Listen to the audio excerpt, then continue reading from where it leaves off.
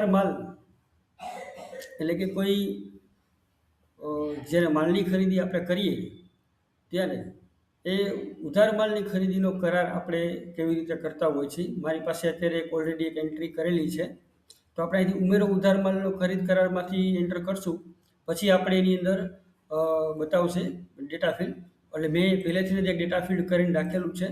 તો હું તમને ફેરફાર કરોમાં જઈ અને બતાવું છું. આ જે ઓપ્શન છે આ પરચેસ કરો એટલે અહીંથી સીધી પીડીએફનો ઓપ્શન આવી જશે. અને અહીંથી ડુપ્લિકેટ એટલે કે સેમ પાર્ટી કોઈ અધર બીજી પાર્ટી સાથે જ્યારે કોઈ એગ્રીમેન્ટ કરતી હોય ત્યારે ડેટા એન્ટ્રી ઓછા સમયમાં બીજી ડેટા એન્ટ્રી તૈયાર થાય એના માટે ડુપ્લિકેટનો ઓપ્શન છે. પણ આપણે પેલા મેઇન ડેટા એન્ટ્રીને સમજવા માટે ફેરફાર કરોમાં જઈ અને પેલા એમાંથી આપણે ચેક કરીએ કે કઈ રીતે ડેટા એન્ટ્રી થાય છે. તો સૌપ્રથમ અહીંયા છે જેમ કે સ્ટેમ્પનો નંબર, તારીખ, કરાર કરવાની તારીખ, કઈ તારીખે તમે કરાર કરો છો અને સ્થળ. આ 4 વસ્તુ આમ તો ઓપ્શનલ છે, પણ રાજ્ય સરકાર દ્વારા ગમે ત્યારે સ્ટેમ્પ નંબર નાખવાનો ઓપ્શન આવે તો ત્યારે કામ આવે તેવી વસ્તુ છે. જેમ કે સ્ટેમ્પનો નંબર છે, અહીંયાથી તારીખ છે, એવી રીતે. તો આપણે જોશું કે અહીંયા એક ભાગીદારી પેઢી છે એ લખાવેલી છે, રાધેશ્યામ ટાઇલ્સ જે છે એ. તો બીજી બાજુ અહીંયા એક બીજી પેઢી છે જે લખી આપે છે, બાબા રામદેવ. હવે એ બે વચ્ચે ઉદ્યમ આધારનો નંબર જે છે એ ફરજિયાત છે, કેમ કે એમએસએમઈની અંદર જ્યારે આપણે કોઈ એગ્રીમેન્ટ કરીએ ત્યારે એમએસએમઈના રૂલ્સ પ્રમાણે એનું પાલન કરવાનું હોય છે. એટલે બંને પાર્ટી માટે એમએસએમઈના ઉદ્યમ આધાર નંબર ફરજિયાત છે, કેમ કે આ એગ્રીમેન્ટ જ સ્પેસિફિક એના માટે બનેલું છે. તો આપણે અહીંથી જોશું કે દાખલા તરીકે લખી આપનાર શેનો ધંધો કરે છે, કોઈ ટ્રેડિંગનો ધંધો કરે છે, મેન્યુફેક્ચરિંગ પણ હોઈ શકે, રિસાયકલિંગ પણ હોઈ શકે અને અધર પણ હોઈ શકે. હવે અહીંયા બિલ બન્યાની તારીખથી કેટલા દિવસમાં પેમેન્ટ કરવામાં આવશે, તો 45 દિવસની જે છૂટ મળેલી છે, એટલે અહીંયા 45થી નીચે કોઈ આંકડો લખી શકાશે નહીં. અહીંયા 45 પછીનું જે તમારી કન્ડિશન નક્કી થાય, 46, 48, 48 જેટલા દિવસની કન્ડિશન નક્કી થાય એ કન્ડિશન રહેશે. અહીંયા તમે શું માલ ઉધારથી ખરીદ કરવા માગો છો એ માલની ડિટેલ્સ તમારે આમાં નાખવાની રહેશે.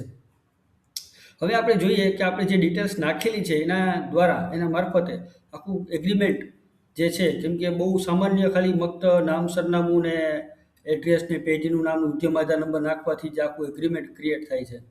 તો એ કઈ રીતે થાય છે, અહીંથી તમે ડાઉનલોડ કરી બીજાને મોકલી પણ શકો છો વાંચવા માટે.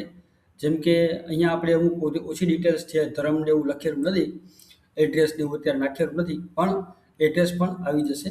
એડ્રેસ આપણે બ્લેન્ક રાખેલું છે આગળ. જેમ કે અહીંયા એડ્રેસ નથી લખેલી, ઉંમર નથી લખેલી, ધર્મ છે તો હિન્દુ, ધંધો છે તો વેપાર, બરાબર. આ રીતે એડ્રેસ છે તો જેમ કે રાજકોટ. તો આ રીતે આપણે ડેટા એન્ટ્રી કરીને જોઈ શકશું. હવે આપણે જોઈએ કે જે અહીંયા લખી આપનાર છે એમાં ધંધો, એડ્રેસ બધું આવી ઉદ્યમ આધાર નંબર આપણે નથી નાખેલા, પણ આપણે નાખી શકીએ છીએ.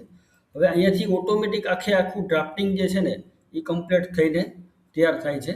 એની અંદર વસ્તુની ખરીદી વેચાણ જે છે એ કરાર જે કરે છે કે કેટલા ટાઈમમાં પેમેન્ટની ચૂકવણી કરશે, બરાબર. તો જે એને લગતું આખું ડ્રાફ્ટિંગ, કેટલા દિવસમાં પેમેન્ટ કરવાનું રહેશે, અને માલ ખરીદ વેચાણના જે નિયમો છે, આપણા જૂના નિયમો જે છે એ, અને એમએસએમઈમાં જે બંધન આપેલું છે 45 દિવસનું, એ તમામ વસ્તુને ધ્યાનમાં લઈને આખું એગ્રીમેન્ટ આની અંદર જનરેટ થાય છે. જેથી એક જાતનો વચન વિશ્વાસ મળે છે પાર્ટીને કે રકમની ચૂકવણી કેટલા સમયમાં થશે. અને એના આધારે જ તમને રાજ્ય સરકારમાંથી કે જ્યારે કોઈ પણ કાનૂની બેનિફિટ લેવાનો થાય ત્યારે આપણે લઈ શકીએ. તો આ એગ્રીમેન્ટ જે 4 પાનાનું એગ્રીમેન્ટ છે એ વિધિને 5 પાનાનું એગ્રીમેન્ટ છે, પણ વધીને એ આ નોટરાઇઝ ડોક્યુમેન્ટ ફરજિયાત રહેશે. એટલે નોટરી માટે સ્પેસ રાખવા માટે આપણે સ્પેશિયલ જગ્યા રાખેલી છે. તો વધીને આ 5 મિનિટની અંદરમાં આખું એગ્રીમેન્ટ તૈયાર થઈ જાય છે.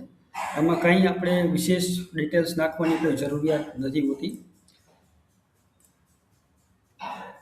અહીંયા ધંધાનો પ્રકાર કદાચ કોઈ અન્ય હોય તો તમે અન્ય પણ પસંદ કરી શકો છો. તો આ રીતે આપણે એક ઉધાર માલ ખરીદી કરવા વચ્ચે જે બે પક્ષકારો વચ્ચે જે અન્ડરસ્ટેન્ડિંગ થાય છે ને, આ અન્ડરસ્ટેન્ડિંગ આપણે આની અંદર આરામથી નાખી શકીએ છીએ, અને એનો પૂરેપૂરો કાનૂની લાભ આપણને ભવિષ્યમાં મળી શકે. ધન્યવાદ મિત્રો. અપેક્ષા રાખીએ છીએ કે તમને અમારું એગ્રીમેન્ટ જે છે અહીંયાને ડેટા ફિલ્ડ બહુ પસંદ આવેલું હશે. ધન્યવાદ. મળશું આપણે બીજા ડોક્યુમેન્ટમાં.